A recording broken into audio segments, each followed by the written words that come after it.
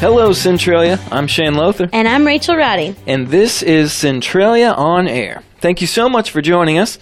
Last week on the show, Rachel and I talked about all kinds of stuff, huh? Mm-hmm. We dropped some Grease musical trivia, popular TV shows from our Instagram poll.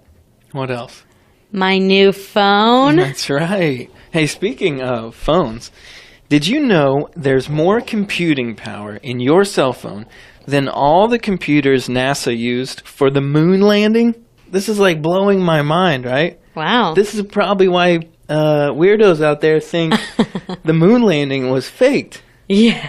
How could you put someone on the moon with less power than your phone?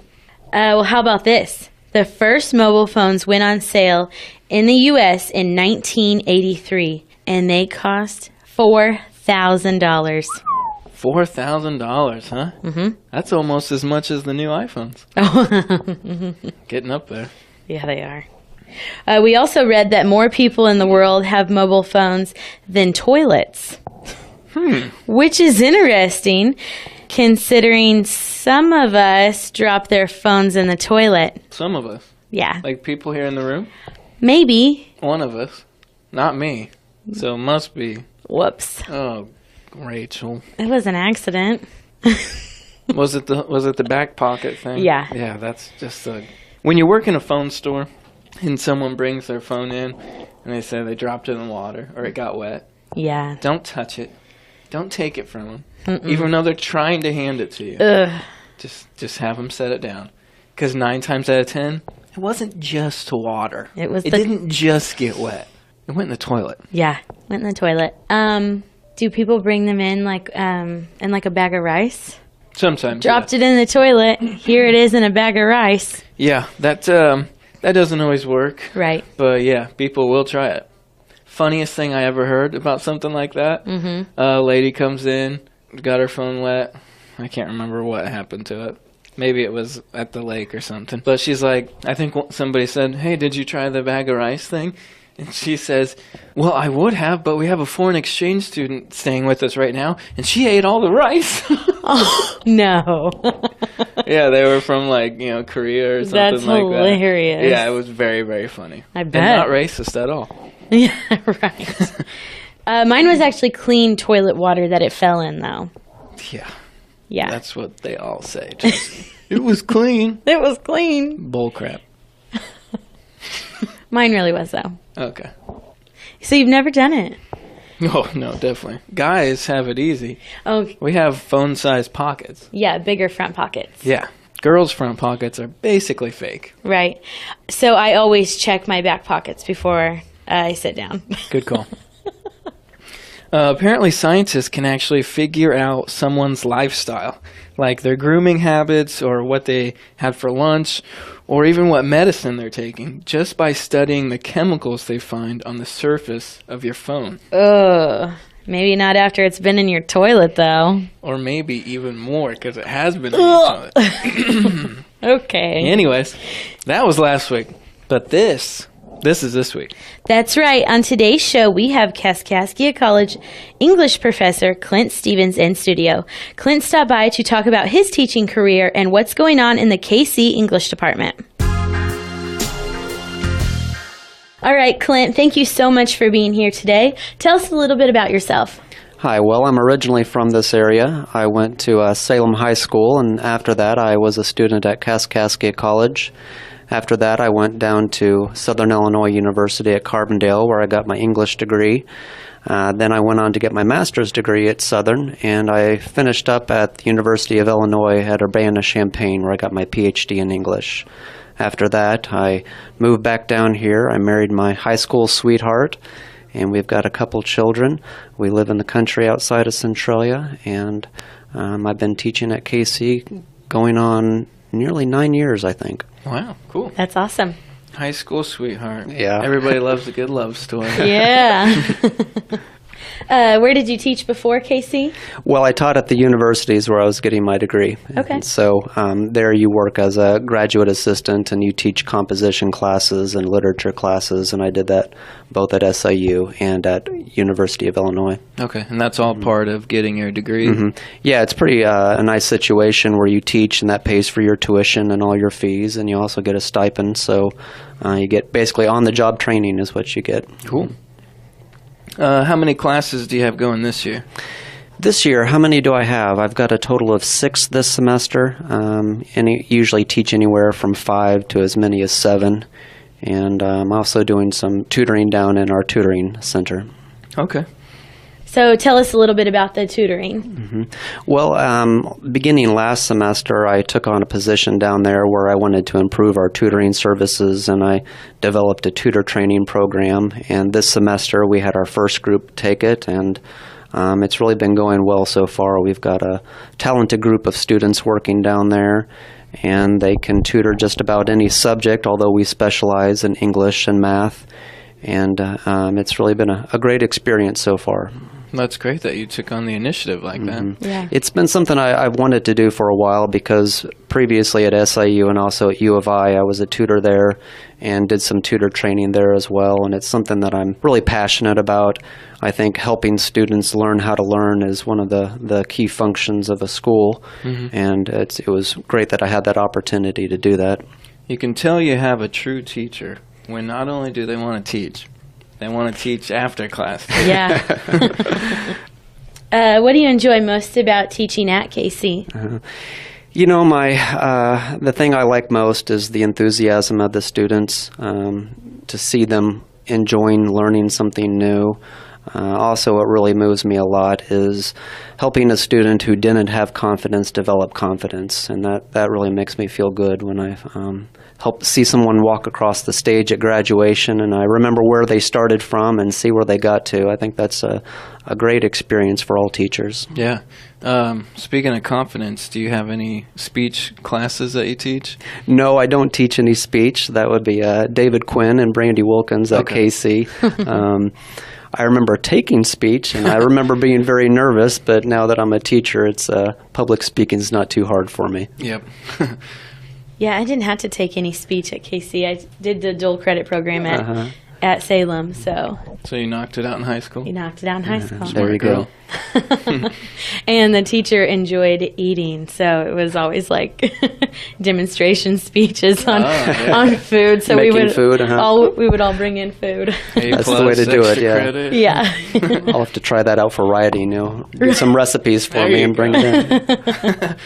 So we've had some other professors and faculty from KC, and some of them have little clubs and everything. Does the English department have any clubs for the students? We sure do.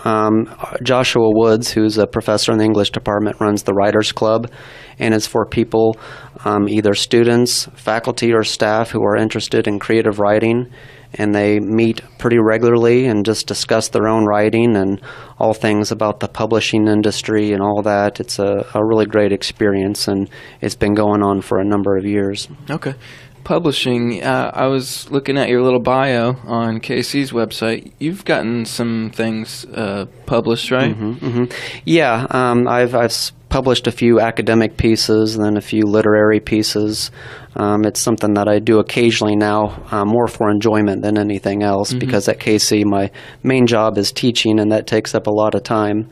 But I do enjoy writing. I think if you're going to teach writing, you have to have some experience with the craft, and it's a skill like any other. And if you're going to learn from a carpenter, you'd like to have that person have experience with carpentry, and same thing I feel with writing.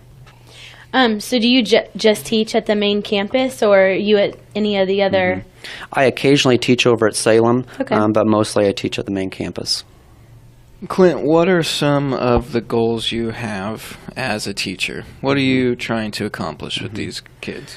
My goal is just to do as well as I can every day. I spend a lot of time thinking about what is working and what is not working. I've been doing this for many years now, and I'm still learning stuff every day. And my main goal is to push the students to achieve, but also to make learning fun. That's balancing those two goals is quite difficult sometimes. But I want the classroom to be a comfortable place, and I want the students to feel that they're achieving something when they take my classes. I know that as a student, I always admired those teachers that kind of pushed me to achieve, that didn't just settle for average work, and I try to do the same with my students. Yeah, you might have been hating them behind their back at the time, but you always look back and you're like, man, I love that teacher or whatever. Yeah, there's some B's that I got that are much more valuable than those A's I got in some other classes. You saying about it's so important not to get stuck in your ways, as a teacher, because I mean things are always changing, and you got to go with what works or what gets through to your students. Absolutely, and you also have to change just to keep it interesting for yourself. If you teach the same thing year after year, eventually it's going to get boring and you're not going to be as energetic in the classroom. And so even though I might have a system that's working pretty well, every few years I'll change it up just to keep it fresh for me. That's cool. Yep, good idea. Do any of your classes have any reading? I know at KC in my English class we read Help.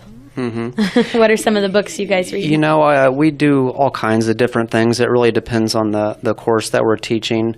In my English 101 class, I teach a book on nature writing. In my English 102 class, I have a book that's all about humans as storytellers. I've used the This I Believe essay collection for a few years, and it just all depends on the class, but we offer quite a bit of different options for reading, and each professor does it in a different way. Clint, favorite book of all time? Can you do that? That's a very difficult question to answer. A book that's moved me quite a bit, and I return to it often, is Cormac McCarthy's The Road. As far as something I enjoy reading year after year is Shakespeare. I teach a class at KC on Shakespeare, and what's so great about that is I'm always learning something new every time I teach these plays, even though I've taught them many, many times in the past. Why do you think that is? What makes something pop out that didn't last year? It's part of the depth of the writing, and it's also about me, and how my life has changed over the years, and you see things from a different point of view. And definitely. Some writers, you get to the end of them, and after a few weeks of reading, and after all these years, I'm still learning new things from Shakespeare. I remember a little Shakespeare from high school. Yeah. I feel like it was just way over my head. What do you? Oh, who was I? I played a part. Oh, really? Yeah, I can't remember. I'll See, think it was so on that. over your head you can't even remember. What do you tell a student who's maybe struggling with it, or like, I can't even understand this? It's not, they're not comprehending it. Yeah. I tell them that these were things performed on the stage, and a lot of people think of Shakespeare existing in books, and I tell them, go out there and watch a movie, listen to it read. And for some reason, students don't always do that, but when they do, they realize how much it helps to understand it. And Shakespeare, he's considered high literature, and he's kind of intimidating, but he's a really down-to-earth guy that's dealing with things that all human beings deal with, and it's a lot of fun to teach him. Yeah. I bet a lot of people will be surprised about how many movies and TV shows and stuff Shakespeare's themes have just been ripped out of and applied to. Yeah, that happens all the times where we'll be talking about the plot of a play or something, and students say, that's exactly the plot from such and such. And it's really amazing. It's not always announced that they are stealing from Shakespeare, but often they are. There's some quote that's like, there's only 10 stories in the whole world to tell, or something like that. And Shakespeare's told all of them. Yeah, there you go. Okay, so what else you got going on in your English department? Well, recently I've developed a new course at KC on Native American literature, and I'm going to be offering that in the fall for the first time. And I've been working pretty hard on that, and I'm excited to teach that. And we also offer classes in classical mythology. We have just your standard run-of-the-mill literature classes and composition classes. We have a creative writing class that we have the Creative Writing Club, but we also have a college-level class on creative writing as well. a few years ago, we developed a course on Tolkien, the author of Lord of the Rings, and I teach that as well as my office mate, Joshua Woods, teaches that as well, and we alternate years that we teach it, and that's always a really big hit with the students. Yeah, I bet. You know, they maybe have seen the movies or read part of the books, but to really understand how much really is in his writing is always an eye-opener for everybody, and so that's been a popular class for a while.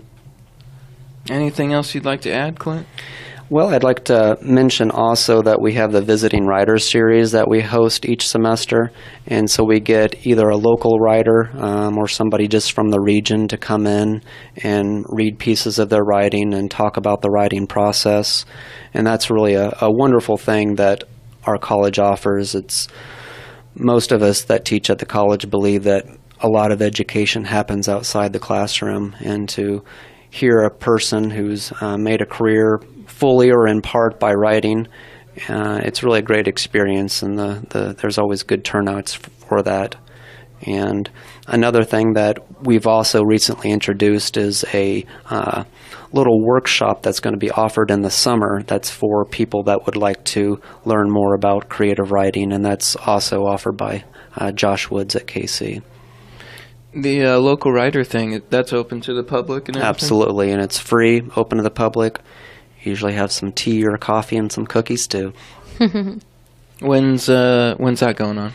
The date has not been set. We've just been Josh has been arranging for the writer to come. It's actually going to be the brother of John Orlett, who is one of the professors at KC in the English department.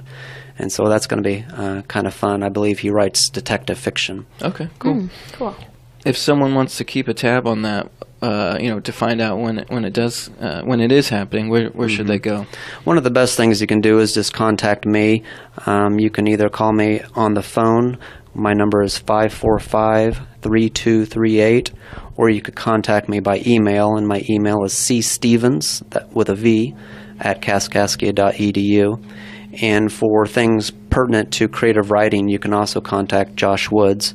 I don't know his office number off the top of my head, but you can call me and I can get it to you, or you can email him at jwoods@kaskaskia.edu.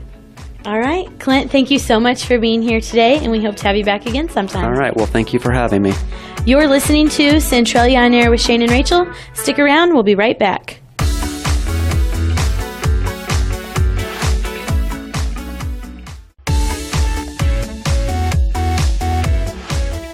Shane and Rachel here. You're listening to Centralia on Air. Rachel, how's it going? How you been? What are your opinions on how the Judiciary Committee voted on former White House Secretary Brett Kavanaugh's nomination to the Supreme Court? Oh, my. You can skip that last one. You always say that. And you always do. I always skip it. I'm good. Just another week. Nothing new.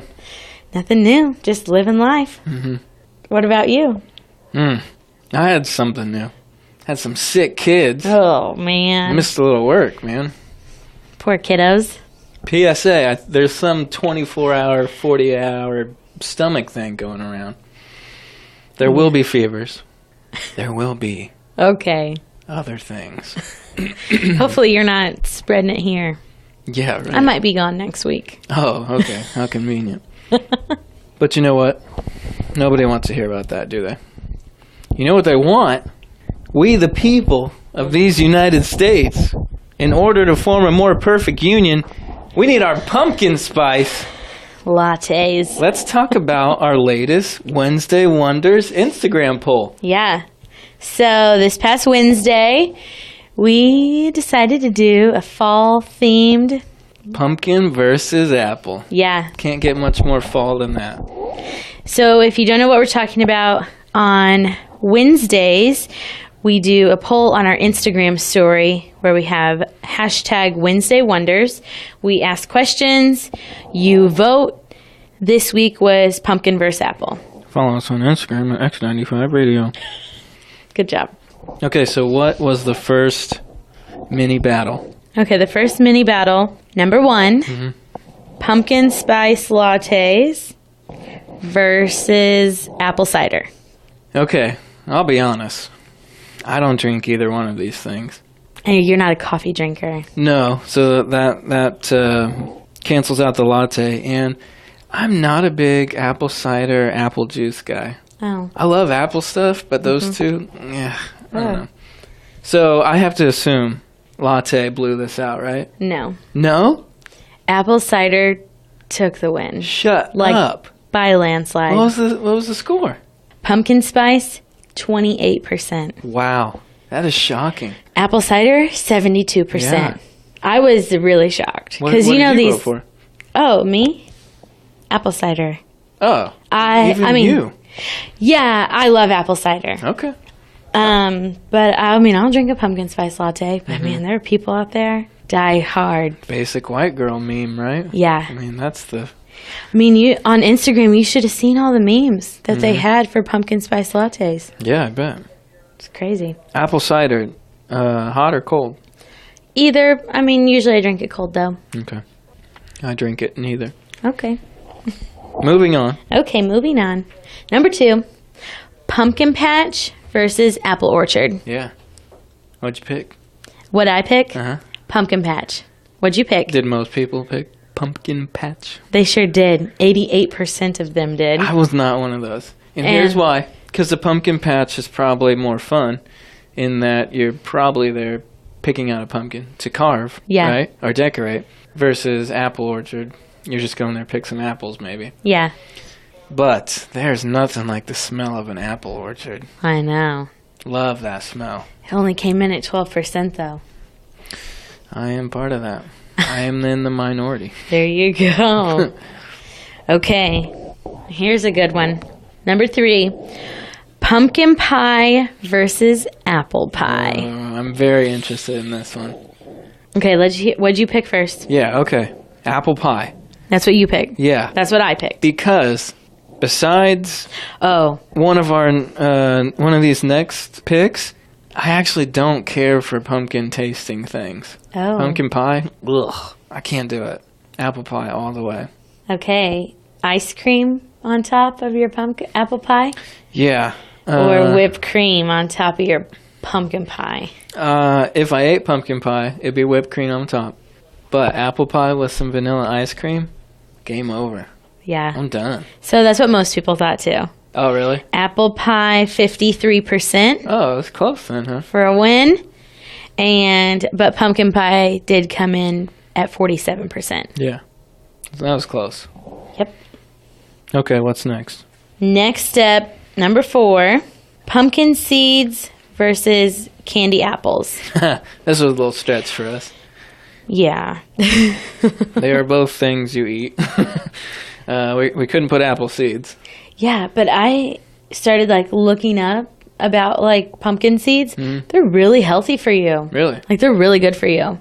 We've talked about health stuff before, once or twice. Yeah. On this show. Keeps coming up. Maybe some more stuff next week. Candy apple. More specifically, caramel apple. Oh, man. What'd you pick? Oh, pumpkin seeds. Okay. What'd you pick? We are very different people. Candy apple. But it's just, they're so messy, right? That they are. And I eat mine above a sink. Yeah, and it just gets all over. Especially if you got the one with the nuts sprinkled on there. It gets all over your face and your hands and you're a mess. Oh, yeah, totally. Yeah. But it's worth it. But, okay, so pumpkin seeds came 21%, and candy apples came in 79%. Boom. Yeah. Dominated. They did dominate. Okay, here's a big one. Mm-hmm. Number 5, pumpkin roll versus apple crisp. Woo. Yeah. These are a couple of my favorite desserts. Yeah, and it was hard to pick. Yeah. What was the results? Nothing like I thought it was going to be. Yeah. Pumpkin roll, 27%. Not even close. Apple crisp, 73%. Mm-hmm. What? I guess this is something where we do agree. Pumpkin roll. Right? Yeah, obviously. Yeah, I gotta try to make one. I gotta master that. If you try to make one, I'll try to eat it. Okay. Deal? Deal. But, so you bake this cake, mm-hmm. and when it comes out, you roll wait. You let it cool. No, you roll it. Oh, this is going to be good. I can already taste.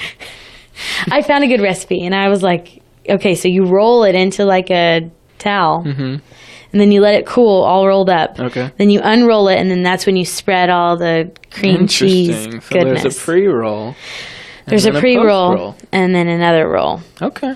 I wouldn't have thought that. I'm a little scared to try, but I'm going to give it a try. Might be pumpkin roll pieces when it's all said and done, huh?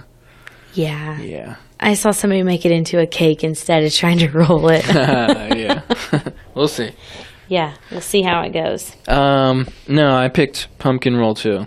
When it's good, it's good. Yeah, but an apple crisp, that's good too. The only thing that I could have picked or over pumpkin roll it would be like a cherry crisp. Oh, I'm a cherry pie. I'm a cherry kind of guy. you are? Yeah. My brother is too. Oh, That's what he wants for his birthday, cherry pie. cherry pie. Yep. I think I've requested that once or twice. So where did this pumpkin spice latte phenomenon start? It's Starbucks, right? Yeah, in 2003. Okay. So between 2003 to 2015, they sold over 200 million pumpkin spice lattes. Is that all? Right. But I feel like it hasn't been a hit since, like, a couple years ago. Like It's really 3. exploded. Yeah.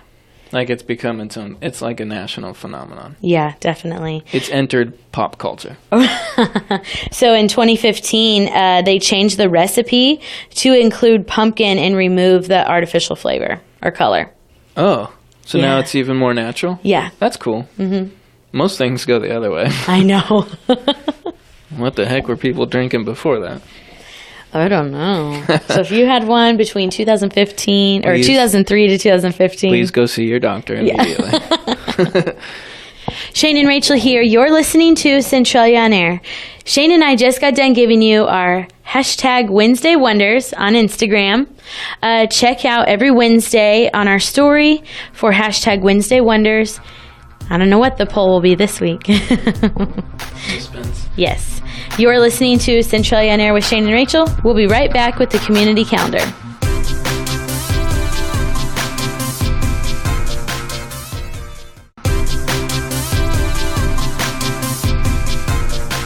Welcome back. This is Centralia on Air with Shane and Rachel. Here's a look at your community calendar. Roadhouse Harley-Davidson is having Bikers Benefiting Babies on Saturday, October 6th, starting at 11 a.m., $20 per vehicle and $5 per passenger.